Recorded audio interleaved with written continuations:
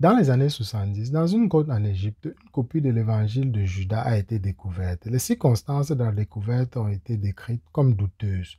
Les détenteurs de la copie demandant des sommes d'argent exorbitantes pour le codex. Pendant des décennies, aucune institution n'était prête à payer pour cet achat en raison de ses origines douteuses. Finalement, le codex de l'évangile de Judas fut acheté par une fondation en Suisse. L'existence du codex de l'évangile de Judas a été rendue publique en 2004, mais la publication effective du contenu du codex a été retardée à plusieurs reprises pour finalement être publiée en avril 2006. On pense que la datation de l'écriture originale de l'évangile de Judas vers 150 après Jésus-Christ avec le codex égyptien datant de la fin du IIIe siècle. Selon diverses sources, jusqu'à un tiers du codex serait manquant ou illisible. Avant cette découverte, la seule référence à l'évangile de Judas se trouvait dans les écrits d'un chrétien du IIe siècle nommé Irénée. Irénée a essentiellement écrit que l'évangile de Judas était l'histoire inventée d'une longue lignée d'hérétiques et de rebelles contre Dieu. Le message essentiel de l'évangile de Judas est que Jésus voulait que Judas le trahisse parce que c'était nécessaire pour accomplir le plan de Jésus. Si le plan de Jésus était que Judas le trahisse, pourquoi Jésus aurait-il qualifié Judas de fils de perdition dans Jean 17, verset 12 et déclaré qu'il aurait été préférable que Judas ne soit jamais né dans Matthieu chapitre 26, verset 24? Si Judas suivait simplement les instructions de Jésus, pourquoi se suiciderait-il une fois qu'il aurait vu que Jésus était condamné dans Matthieu chapitre 27, verset 5. L'évangile de Judas est un évangile gnostique, épousant un point de vue gnostique du christianisme. L'évangile de Judas est simplement une contrefaçon hérétique, tout comme l'évangile de Thomas, l'évangile de Marie et l'évangile de Philippe. Tout comme Judas Iscariote a rejeté Jésus et l'a trahi dans un baiser, l'évangile de Judas rejette le véritable évangile et la vérité de Dieu avec une apparence frauduleuse de validité. Maintenant, discutons de l'évangile de Thomas. L'évangile de Thomas est un manuscrit copte, découvert en 1945 à Nag Hammadi, en Égypte. Ce manuscrit contient 114 paroles attribuées à Jésus. Certaines de ces paroles ressemblent à celles trouvées dans les évangiles de Matthieu, Marc, Luc et Jean. D'autres paroles étaient inconnues jusqu'à leur découverte ou même vont à l'encontre de ce qui est écrit dans les 4 évangiles. Un jour de décembre 1945, dans la vallée du Nil, 2 paysans égyptiens cherchaient une variété locale de nitrate friable, utilisée comme engrais. Ils tombèrent sur une grande jarre d'environ 1 mètre de haut, cachée par un rocher. À l'intérieur, ils trouvèrent une collection d'anciens livres au codex reliés en cuir.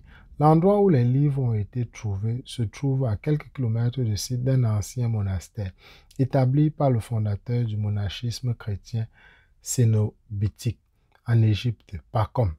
Nag Hammadi, un village voisin, a donné son nom à cette remarquable collection.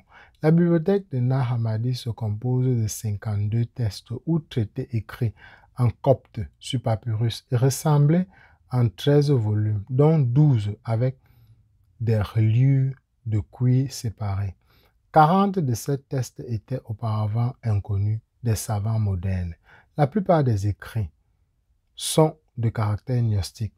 Des bouts de papier trouvés dans la reliure de 8 codex portent des dates indiquant que les livres ont été réalisés au milieu du IVe siècle et au moins l'un d'entre eux semble clairement provenir d'un monastère. Les efforts pour dater les livres plus précisément se poursuivent.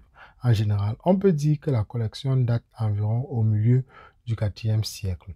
Les textes coptes pourraient être antérieurs de nombreuses années et les originaux probablement écrits en grec ou en araméen, à partir desquels les traductions coptes ont été réalisées, pourraient être encore plus antérieures. Maintenant, discutons pour savoir si l'évangile de Thomas devrait-il être dans le canon biblique. Les premiers conciles de l'Église suivaient quelque chose de similaire au principe suivant pour déterminer si un livre du Nouveau Testament était véritablement inspiré par le Saint-Esprit. Premièrement, l'auteur était-il un apôtre ou avait-il un lien étroit avec un apôtre? Deuxièmement, le livre a-t-il été accepté par le corps du Christ dans son ensemble? Troisièmement, le livre comptait-il une cohérence entre la doctrine et l'enseignement orthodoxe? Et quatrièmement, le livre témoigne-t-il de hautes valeurs morales et spirituelles qui reflèteraient une œuvre du Saint-Esprit? L'évangile de Thomas échoue à tous ces tests. L'évangile de Thomas n'a pas été écrit par Thomas, le disciple de Jésus. Les premiers dirigeants chrétiens reconnaissaient universellement l'évangile de Thomas comme un faux.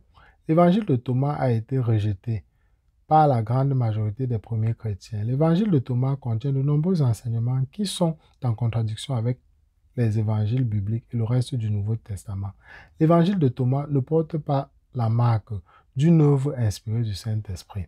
Existe-t-il d'autres arguments qui empêchent l'évangile de Thomas d'être inclus dans la Bible?